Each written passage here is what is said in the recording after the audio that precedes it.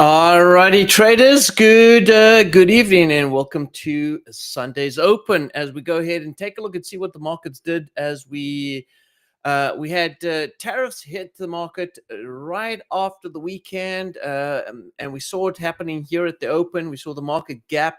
We're going to go ahead and break down each and every currency pair that has been affected by the tariffs on China, Mexico, and Canada. And remember, traders, we're going to see some sort of a counter offer being made by these different countries. Already starting to see it come through the news. We're going to go ahead and take a look and see exactly what that means and dive into the market analysis as well. So let's take a look and see what we know, what we can see in the marketplace, and then, of course, how do we prepare for that. All right, I'll see you right after this.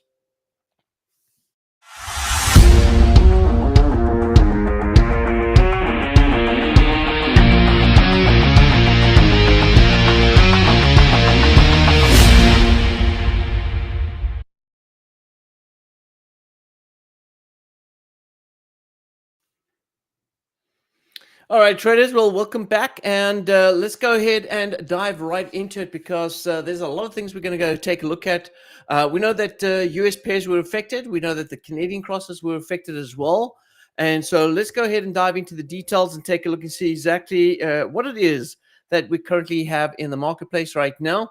And so let me go ahead and start off by jumping to the actual charts and taking a look at the charts itself and seeing what it did. But before we get to the charts, I know that there's a lot of things that are happening right now. There's a lot of panic across the board.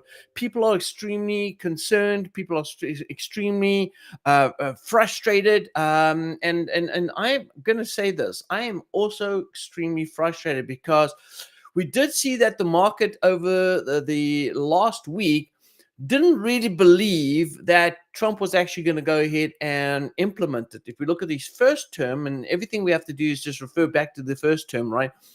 In his first term, when he spoke about this, there was that belief that, okay, it's going to happen, and the markets reacted, and it didn't quite happen the way everyone expected. And so I think that what happened this time round too, the market also sort of like, yeah, Trump's going to say this, but he's not really going to implement it.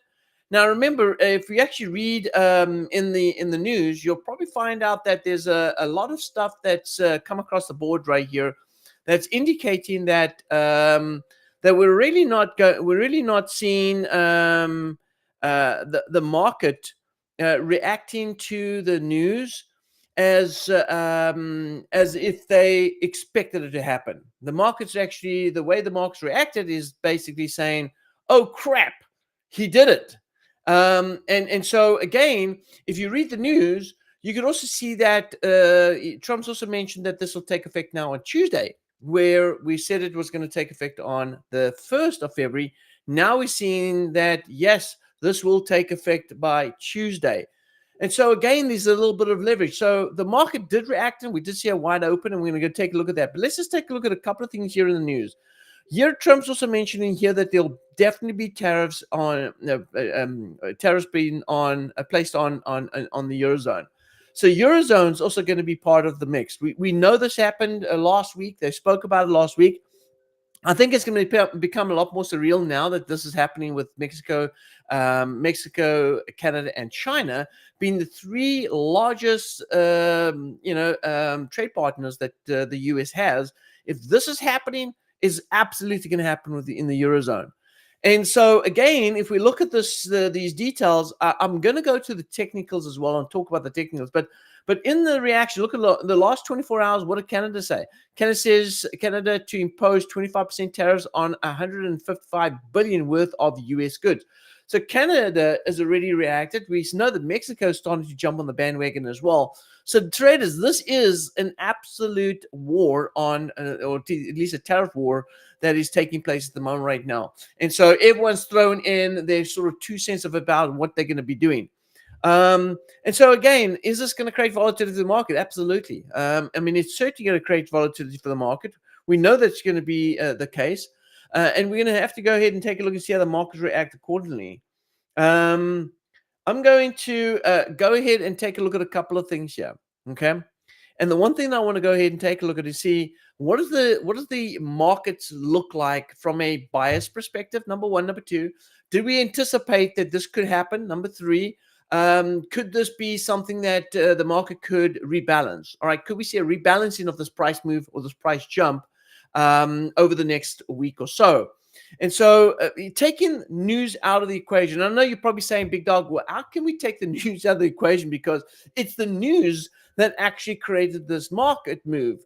And I understand that, but also understand that price moves because of 4 reasons. I'm going to keep saying this. And one of the reasons is that it looks for liquidity, right? And on the US dollar CAD, where was the liquidity sitting on the US dollar CAD? It was sitting at 46.90. All right, and because we had the liquidity sitting at 46.90, there had to be a sweep of that liquidity. There had to be a sweep of the liquidity, and so let's dive into it. Let's go take a look and see exactly what that looks like from a trade perspective. Here is the US dollar CAD right here. Now, if I go ahead and go to the monthly time frame, we can see here, I'm going to take all the drawings off the chart right here, and we can see that this is the level that we have been talking about for some time. You know, and I did say, and I'm going to be straight up and honest with you, I did say that I don't know if the market's going to get to this level before we see a correction move.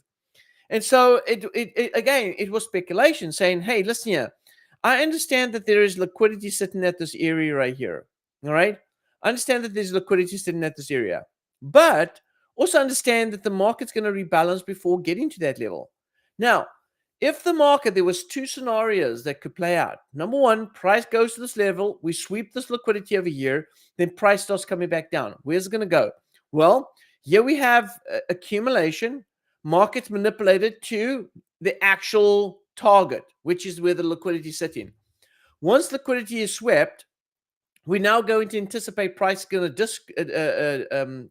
to distribute back down towards the lows down here. So traders, believe it or not, I know you're probably skeptical about this, and hey, I'm not saying completely throw all your eggs in one basket and say, hey, sell off the US dollar CAD, but I'm saying that this is the way the structure set up. If you look at past history, how the markets moved, and look at these models, buy model, sell model setting up, the market's done these things on a regular basis. This is not just the first time that we're going to see something like this happen.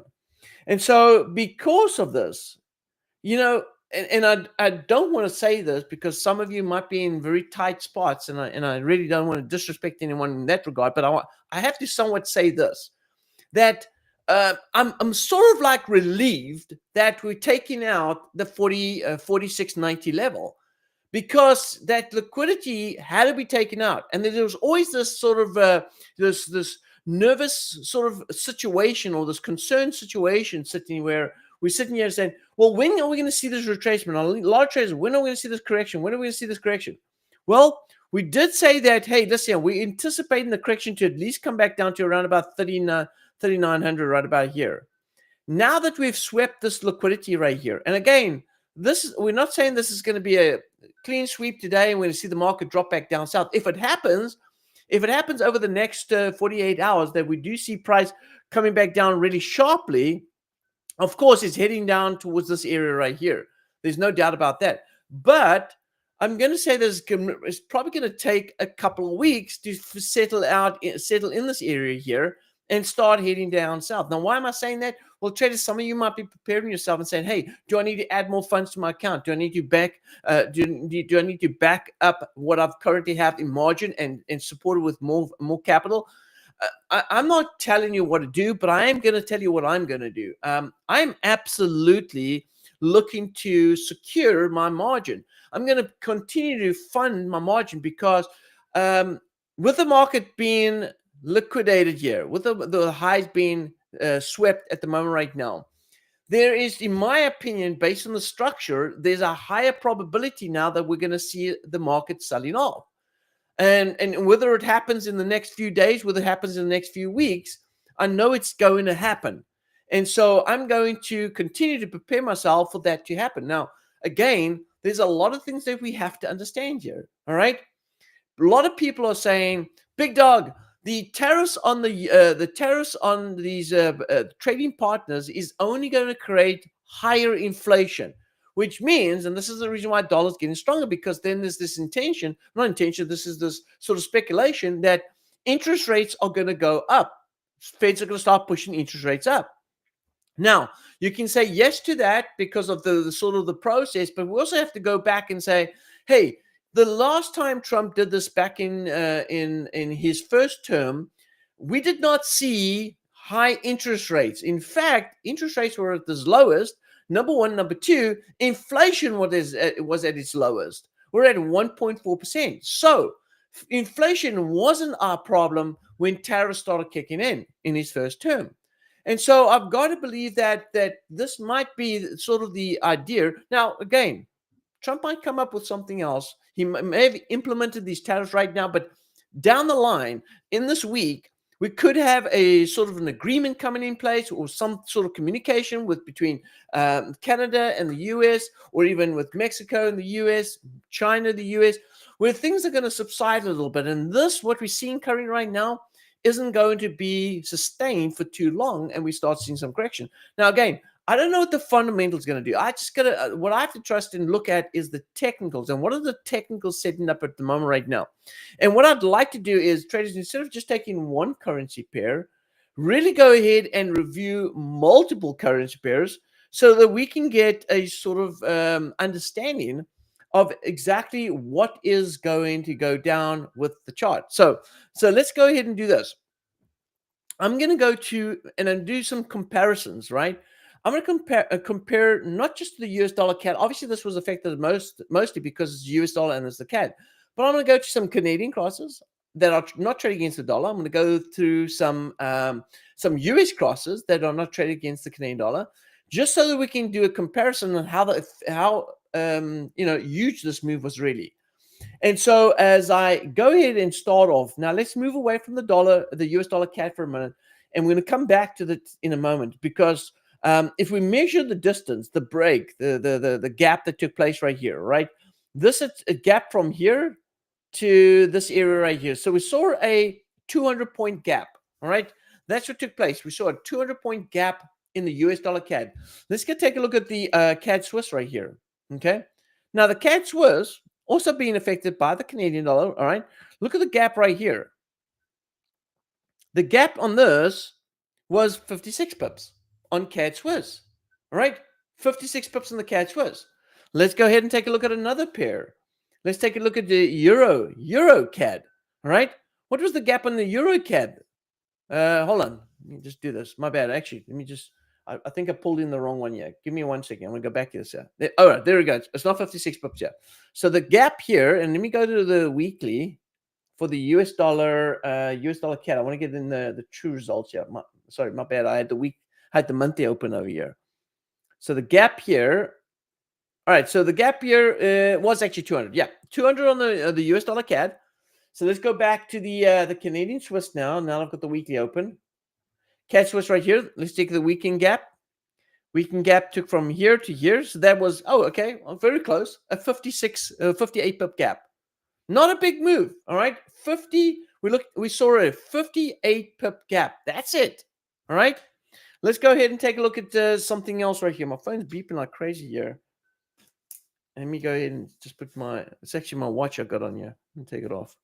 All right, so let's go ahead and take a look at the next setup right here, okay? And that is, let's go take a look at Euro Canadian. Euro Canadian, we already had last week this big rally here, but let's just take a look at the gap for the weekend, right? It closed out here, and it opened up over there. This was a 37 pip gap, 37 pips, right? That is it. So if you look at this right here, it's not that the Canadian dollar actually had such a big move. The US dollar CAD gapped 200 points, and the reason why that gapped the most is because it's the US and it's the Canadian, and all it did is just divert it away from each other. And so we had a bigger gap, a bigger move, so it looks a lot worse because of the fact that it is a US dollar CAD currency pair. Let's go take a look at the euro US dollar, right? Euro US dollar gap the weekend from here to there. That gap was 113. Okay. So euro US dollar gap. And that could also be due to the fact that Trump's also now gone ahead and spoken about tariffs on the Eurozone. So we saw a bearish move on the Eurozone and of course stronger dollar, and that created that 113 pip gap here. All right. Let's take a look at New Zealand CAD. New Zealand CAD, take a look at that. I mean, there is no gap on the New Zealand CAD. All right. It closed out there. Oh, hang on. Wait a minute. It did. Sorry. It closed out there and opened up right here. My bad. Okay. 46 pips. All right. It gapped 46 pips, but check this out.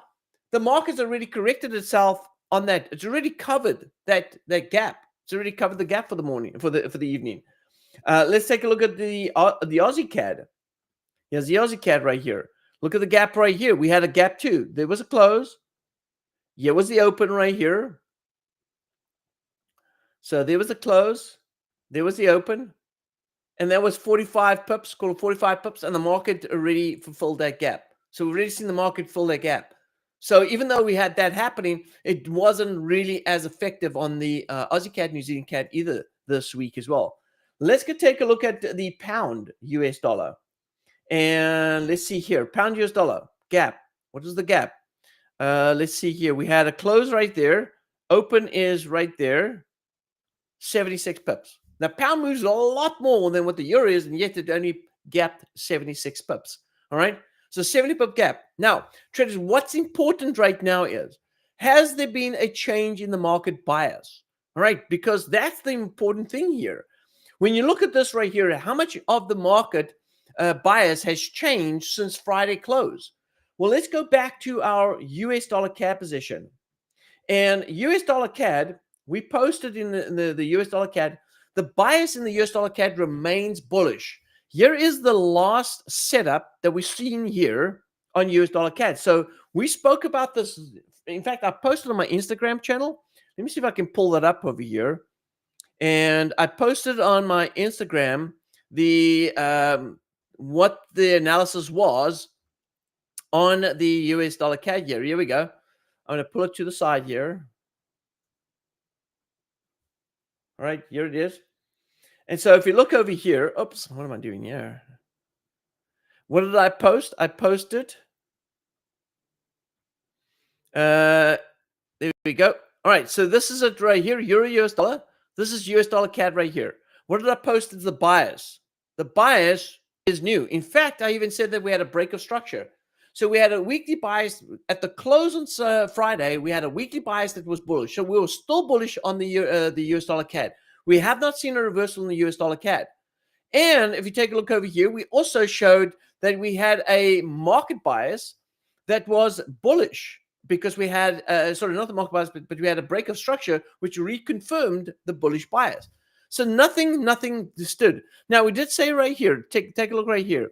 We said that the market failed. All right. So we said, despite of the 144.67 being a critical level to close below, the market failed to do so, keeping 146.90 in focus as smart money seeks to sweep the resting liquidity above. Traders, that was posted on Friday. So based on what we know on Friday, we already knew that 146.90 is an upside target for smart money liquidity, right? That's where we're anticipating the market to move. And so it did exactly what we anticipated. Price swept the highs, sitting with resting liquidity at this area. Now, traders, we're going to have to evaluate the US dollar CAD. But the US dollar CAD was not a major, it wasn't, look, I'm going to say this. We're not surprised that it's gone ahead and swept the 146.90 level. We are not surprised. Do we like it? No. Are we comfortable with it? No. But we have to accept the fact that the way the price was setting up and taking fundamentals out of the equation, that was anticipated. The market was anticipated to move to those levels. All right. And so it's not a surprise. It's not something we wanted. I was hoping to be wrong. I really wanted to be wrong, and I really wanted the market to do something different, because I really wanted to be like Trump, not saying, hey, listen here, we've had discussions with Mexico and China, Canada and China, and they are going to be a 20% or a 15% tariff instead of the 25%. That would have been a completely different move this Sunday. Clearly, that didn't happen. All right, and we've seen the market move the way it has. Now, I'm going to come back to you. Just stick around, guys. I'm going to come back to you and let you know what it is really what I'm going to be doing here on the US dollar CAD, what I'm going to look for over the next few days. All right. I'm going to talk about that in a minute. Now, I want to go to US dollar, Euro US dollar right here. Now, I want to go back here. And the only reason I'm going to this currency pair is because I'm going to be talking about the bias. What is the bias? What did I post on Friday? Friday, I post on the US dollar, the Euro US dollar right here, and I said the weekly bias is bullish, and it's holding. All right, so weekly bias is bullish, and I did say that we still remain above. I said here as the monthly close holds above. You should go read this, but the monthly close holds above the key level of 133 low. That's key. Now I'm going to go ahead and talk about that and see exactly what that means. Let's go over here. So if I go to firstly, let's go to the weekly. The weekly range, I said it's bullish. Take a look right here. All right. We do remain bullish here on the weekly range because the market swept that liquidity and it came all the way back up here to this area. All right. And we had a good high closeout the week before last. Last week, we had the market pull back. It was still inside the bullish bias. Now, traders, this low is critical. All right. If the market's bias is going to change, it's going to be because of that low. That's the low that we're going to have to pay a little more attention to. If the market does not close below this low right here by the end of the week, then our bullish bias is still holding, and that the market's just manipulated down below here and then going to start working its way back up to the top again. So traders, as an example, I'm going to have to see what the market does here on this particular pair right here. Now, could we see a dip to take out the low? It's possible, but at the end of the week is what's critical. How does the market close out by the end of the week, and how does that help us? That's really what we're looking at right here. How does the market close out below? And that's what I'm going to be paying attention here on the euro. Now, if I go over here and I take a look at the monthly, I want you to look at the monthly. This monthly candle right here closed out back inside the monthly range. In fact, this is manipulation right here. So if you take a look over here, this is the low that price went ahead and or the range price is still staying in. We had manipulation down below, and now we're expecting price to go back up again. Now, sure, we had a gap over the weekend, but what's going to be important, traders, by the end of the month. Now, this is a monthly candle. Although I'll be paying attention to the weekly and see how the weekly trades, because that's going to be important.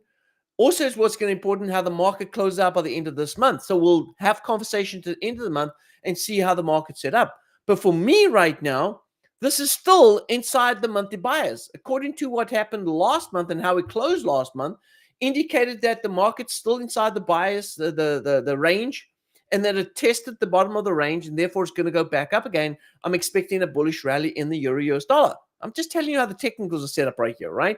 I mean, take it, however you want. Now, if I and again, traders, we only had a 113-point gap based on everything that's moved so far. So could the market move back up? Yeah, sure, it could. All right. If there's going to be some counter moves or some additional changes in the market based on the tariffs, yes, this could be a change in the market bias. This could absolutely be a change in the market bias. Now, let's go ahead and take a look at a couple of things here that's also important, right? And let's go to let's take a look at I want to go to let's see the dollar index here. Here we go, dollar index. Okay. Take a look at dollar index, all right? The dollar index, sure, it's given a little bit of a rally, all right? This is the monthly time frame. Let's go to the weekly. It's pushed up. We've seen a bit of a rally. But traders, I want to point out here that if you look at the monthly time frame has already said here that it's tested this area right there, right? We've had a test of that area. We've seen a indecision candle forming last month, and therefore traders were expecting that this range that it's traded out of here, it's going to come back and trade inside. So again, we're expecting some weaker move in the dollar. Now, this could be a strong move, a strong weak move in the dollar. And it doesn't necessarily mean that the Canadian dollar's got anything to do with it. It just means the dollar's going to weaken. Could it be that the stock market has such a strong rally come start of the trading session on Monday? Could it mean that we have something else that takes place that the market could move? I'm just telling you, traders, you've got to read between the lines here. Despite of what's happening right now, despite of all these things that are going around in the market at the moment right now, you've got to look at the signs. And the signs on the technical are indicating a strong, weak move in the US dollar. I don't know what it could be. I don't know if it's got to do with the counter reaction to Trump's tariffs. I don't know if it's something that Trump's going to say over the week that's going to sort of soften the tone that he has on tariffs. Or I don't think that could be, but hey, I don't know. But what I do know is the indications here are indicating that there is going to be some sort of correction move. All right, a strong move on this. Now, Shot says the stock market is going to tank tomorrow. Is the stock market going to tank? Is the stock market, or is it going to be just a reaction and just a reaction of what's happened right now? Or is the news, is there going to be more news that's going to take place between now and tomorrow, that by the time tomorrow comes, maybe the reaction initially is going to be a drop in the stock market, but then it's going to recover fast? Could it be that? I mean, our natural reaction to this would be, oh, we're going to see the stock market crash tomorrow.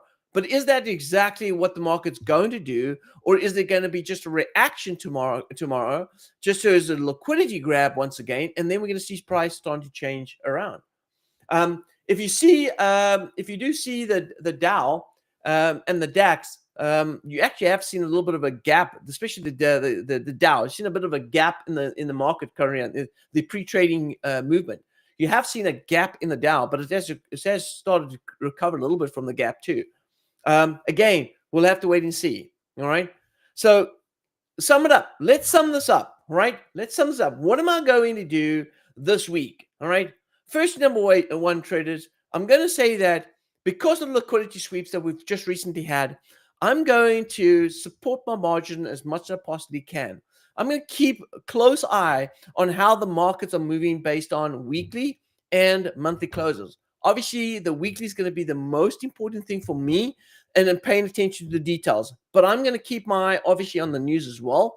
And I'm going to be watching to see if Trump changes his tone a little bit, softens his tone a little bit. Doesn't say, hey, I'm pulling tariffs off, but softens the tone a little bit. If he's open to more sort of negotiations with Mexico, China, and Canada, more Canada than anything else, because that's where we hold most of the positions. And let's take a look, because again, not a lot of the pairs has reacted the way the US dollar CAD has reacted. And a 200-point gap. Listen, I don't know if you guys have been around, but back in 2003, well, actually 2001 to 2003, non-farm payrolls gap more than what we've seen the market gap here. I've seen a non-farm payroll number come out showing lower numbers than expected. And we've seen a 250, 300 pip gap in the market within seconds. So a 200-point gap as the most gap we've seen in some of the currency pairs that we focus on right now, and the rest being 60, maybe 50, maybe 100 pip gap. It's not a major shock. I don't think this is a major shock that people think it is. Now, it may be affecting your positions a lot because you've got, a lot of positions that you're holding, and that may be hurting a little more than usual. But overall, I don't believe this is as bad as what it seems. And I do believe this, traders. This is my final thoughts on this. I do believe that this reaction, fast up, fast down, or fast down, fast up. Let me say it another way. Fast up, fast down, fast down, fast up. It is the sort of the movement that we could be expecting on these pairs moving into this week.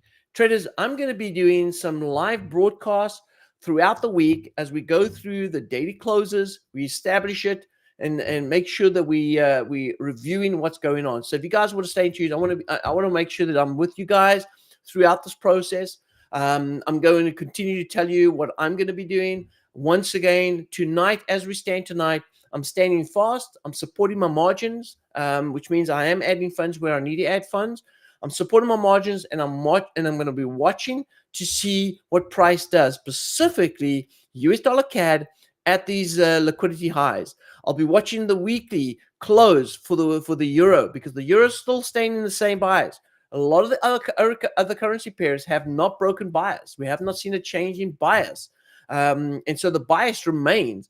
And so I'm going to have to leave that for the week and let that play out.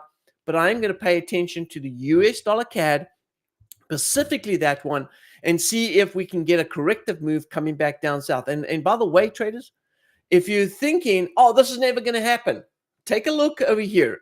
When did this happen? This happened in January, all right, in January 2016, all right? This happened in January 2016. Here we had another move right here. This is in COVID time, right? We had the big move right here in COVID time. This is the monthly time frame. And look at these long, big, sharp wicks.